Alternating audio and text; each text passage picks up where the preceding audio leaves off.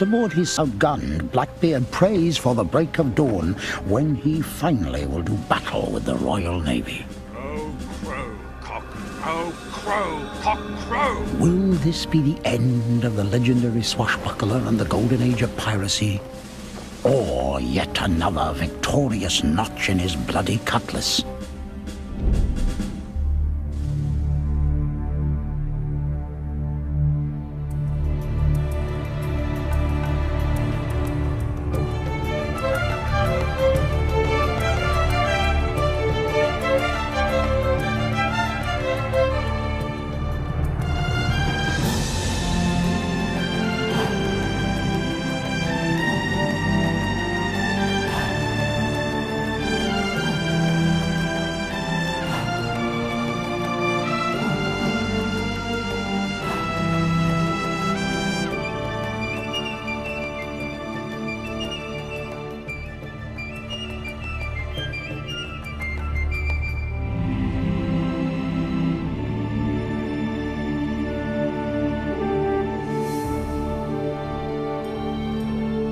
Blackbeard's reign of terror. In the early years of the 18th century, many a man took up pirating for its promise of wealth and adventure. Blackbeard the pirate was no different. He was a fiery soul possessing an unbridled lust for power and fame. True, his devilish deeds made him a legend, but the vainglorious mariner would discover that the price of infamy was costly indeed.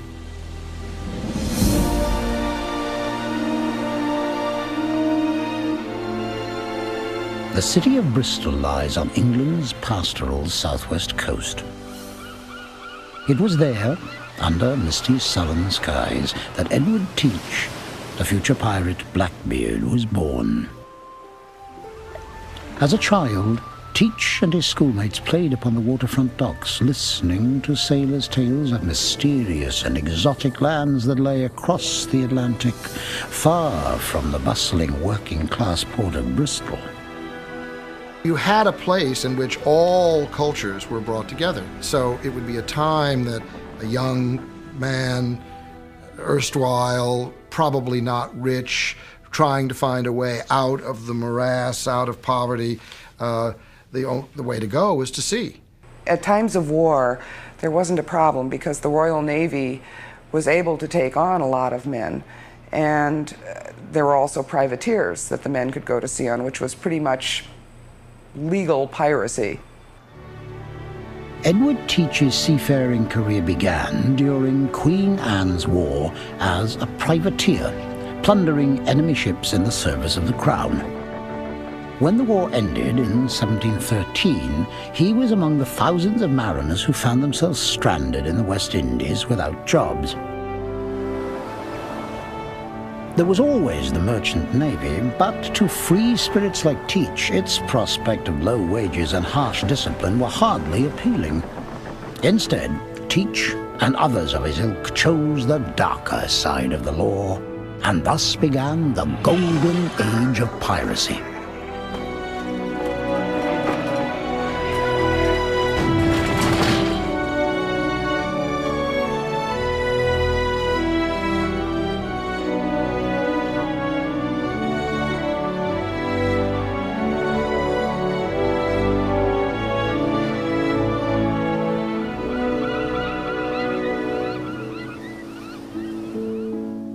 A lot of these guys were leaving strict environments, harsh environments, for the life of a pirate, where you essentially were your own government, you were under no man's control, you could go and do what you pleased. A pirate knew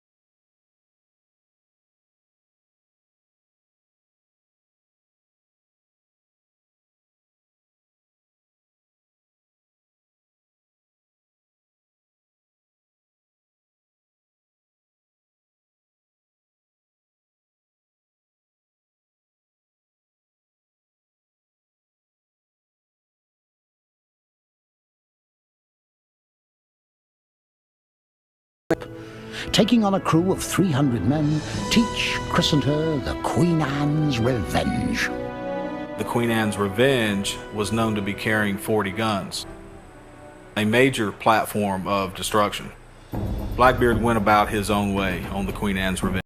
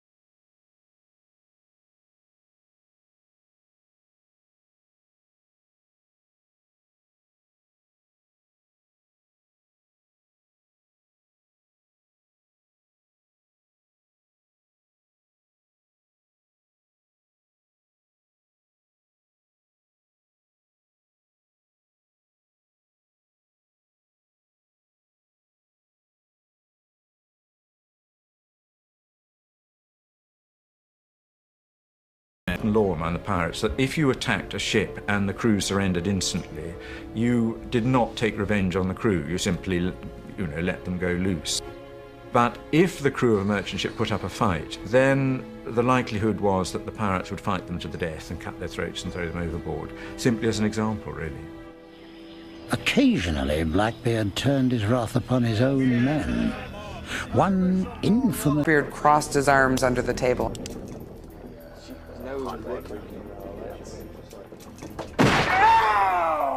And he hit Israel Hands directly in the knee. And when asked why he did this thing, his response was that if he did not kill one of them now and again, they would forget who he was. While his tactics could be ruthless, the crusty buccaneer did have an Achilles heel, the fairer sex. Prostitutes and women of ill repute were plentiful in every port.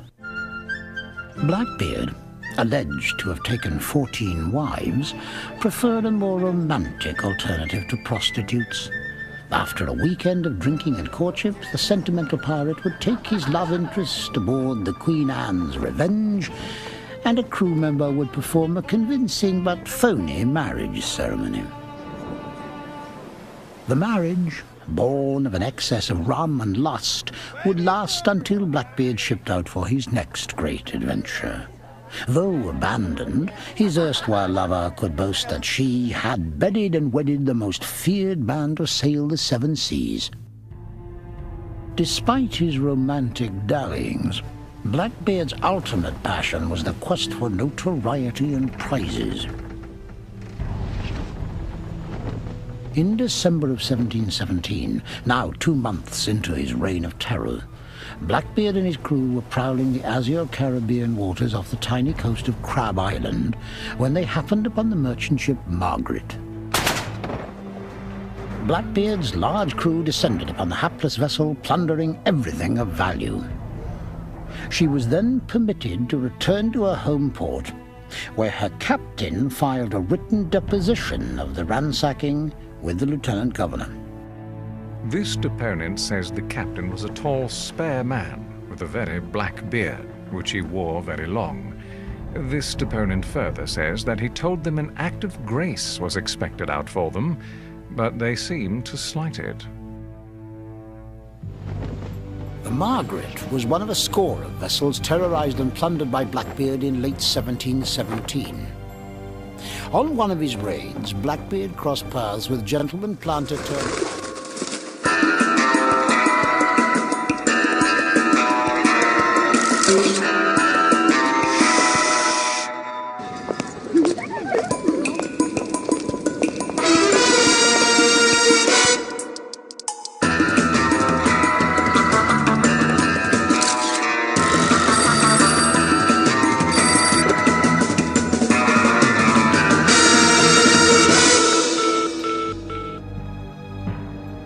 Blackbeard quickly realized that while Bonnet wasn't much of a pirate, his sloop Revenge and sizable crew would be of great value in future escapades. The two captains joined forces, and Blackbeard soon put one of his own men in charge of Bonnet's 10-gun vessel. Now, with 3 ships and over 300 men under his command, Blackbeard faced the daunting task of keeping this flotilla of irascible cutthroats under control, especially when the liquor ran low. Such a day, rum all out. The company somewhat sober. A damn confusion amongst us. Rogues are plotting. Great talk of separation. So I look sharp for a prize. Such a day took one, with a great deal of liquor on board, so kept the company hot, damned hot. Then all things went well again. Blackbeard was a shrewd and charismatic commodore, possessing an uncanny ability to read the mood of his monstrous crew. At the first hint of unrest, he set about restoring order and confidence. The qualities that served Blackbeard as a pirate commander were certainly no different from those that serve any natural leader of men today, particularly in a military situation. And like all pirate captains, Blackbeard, I think, led by example. He was a good navigator. He was lucky. He found prizes. He was courageous. And the men liked that because it increased their chances of wealth. Fortune had looked kindly upon the roguish captain and his crew. They were enjoying the freedom and adventure.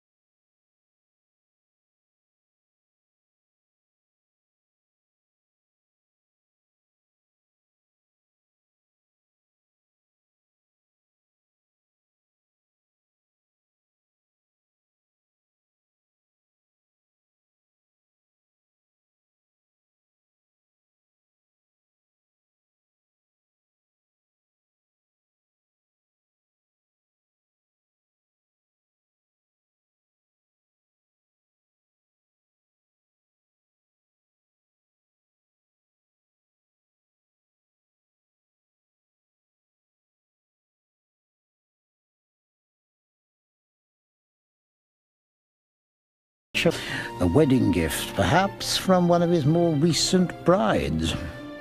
He sent in 2 or 3 of his pirates along with a Mr. Marks, to demand this chest of medicine from the governor. 2 days passed without word.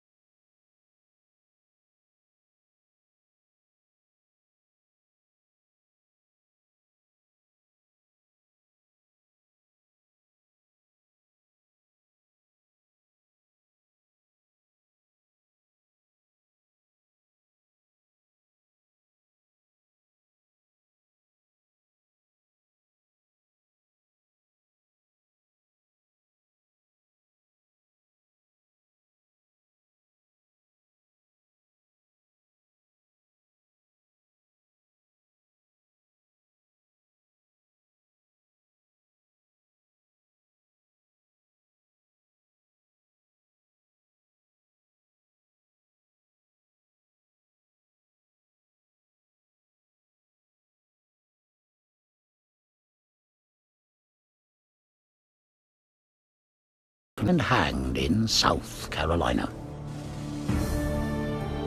Meanwhile, with the Adventure laden with his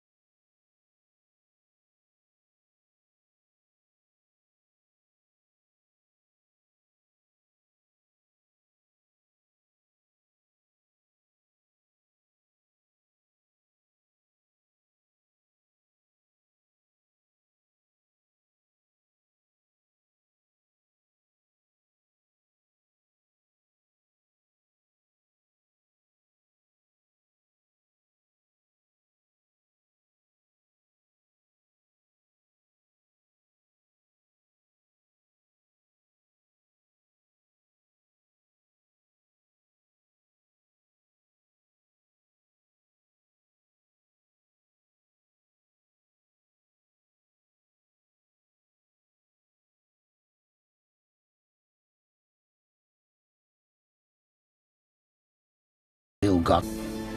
The cunning freebooter took his prize back to Ocracoke and reported to Governor Eden that he had found the French ship at sea without a soul on board her. Eden adjudged the ship a derelict and conveniently shared in the spoils with the pirates. Blackbeard then set fire to the sugar ship, sinking her in the Panama.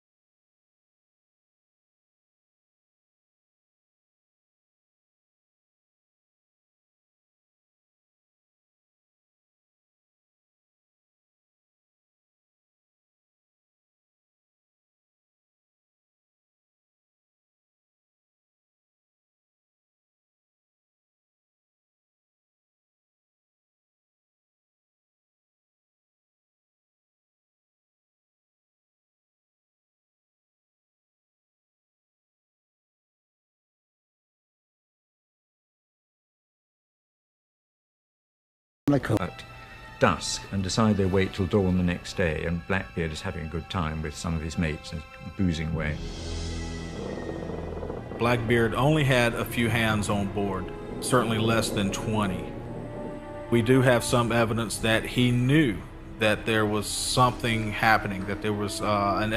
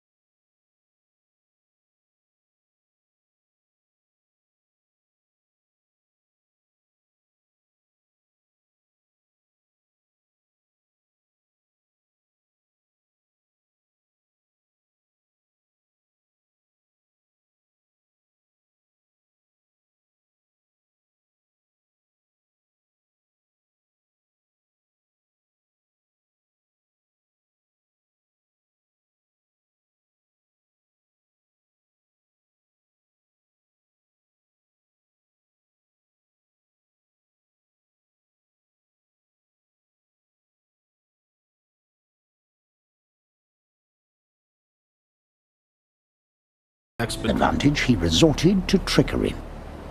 Maynard keeps going, orders his men down below deck so Blackbeard doesn't see how many people he's got, comes up alongside, and Blackbeard thinks he's killed all the people on Maynard's ship, and so immediately, boards the ship. They're all knocked on the head but 3 or 4. Lost you! Board!